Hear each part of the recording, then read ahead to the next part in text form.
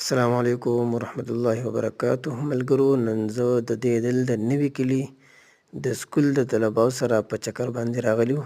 د دوی دپاره ډېر ښایسته انتظام شوی دی چې په دې چکر کې استادان او د هغوی سره طلبه او طالبات هم شامل دي چې په هغې کې د طالبات او د طلباو دپاره او د استادانو دپاره تقریبا د روټۍ ډېر ښایسته انتظام شوی دی، کوم چې تاسو ته په نظر باندې راځي. 2 دیګونه د هغوی دپاره د بریانۍ تیار شوي دي او ماشومان په خپله لګیاري د هغې پخلی هم کوي. د هغې سره د استادانو ملګرتیا او د هغوی چې کوم کار دی هغه هم ډېر ښایسته طریقې سره دوی کوي.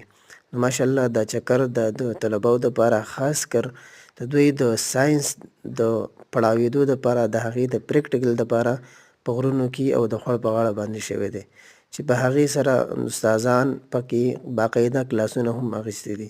ماشاءالله دا د ضلع شنګلې سوات د نوي کلي چې کوم سکول دی د نربیک، هغې کې ماشاءالله دا ترتیب ډېر